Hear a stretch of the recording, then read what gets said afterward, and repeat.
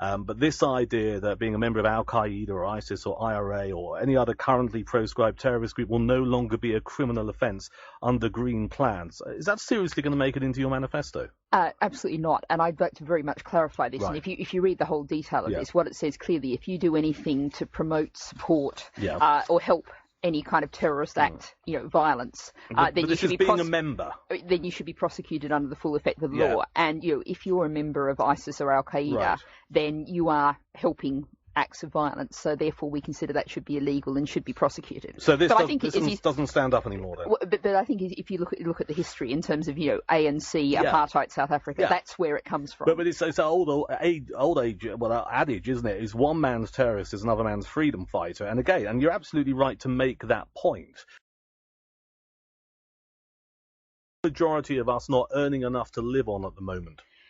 Well, Mo, because we have an inadequate minimum wage inadequately enforced. What we're calling for is for the minimum wage to be made a living wage. And what that really means in simple terms is if you work full time, you should earn enough money to live on. Now, the living wage around the country is currently calculated at $7.85 an hour and $9.15 an hour in London. And what we're also calling for is over the term of the next parliament, we see that gradually increase from the living wage 4% a year, so we get to £10 a year by 2020. And what that's really doing is giving people some sense of security, a sense of hope that's really lacking at the moment. And, even before we get to that point, one of the things we really have to tackle is the fact that care workers are currently being paid less than the actual legal minimum wage because they're actually only paid while they're doing visits, a 15-minute visit in one place, a half-hour visit somewhere else, and they're not paid travelling time. And that means people are not being paid even what's supposed to be the legal minimum wage. And what we also need to do is we really need to restructure our economy and build around strong local economies.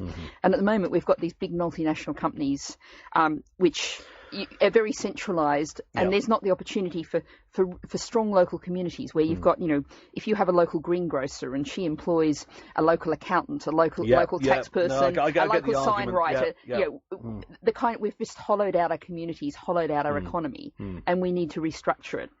So that it actually, it delivers people decent wages, decent jobs, they pay their taxes. And we also need to invest in a huge amount of things that will actually benefit in the long run. The Queen to live in a council house. I mean, she's getting on a bit. It's a little bit ageist, isn't it? This comes to where you really shouldn't believe everything you read in the papers. I was asked... Well, I don't believe everything. So. Well, I was asked, do we believe that the hereditary principle should have no place in politics? Didn't you say that we could find her a nice council house somewhere? Well, no, what I was indicating was that we should have a council house available to everybody who needs it, whoever they are, and we want to build lots of council houses so that nobody at all need to fear being homeless. So a Green government wouldn't kick Queen Elizabeth out of Buckingham Palace and put her in a council estate somewhere? No, absolutely not. But you would abolish the monarchy? Well, what we would do, I said before, we want a People's Constitutional Convention. Let the people decide. But certainly, our belief is that the hereditary principle shouldn't have any place in our government.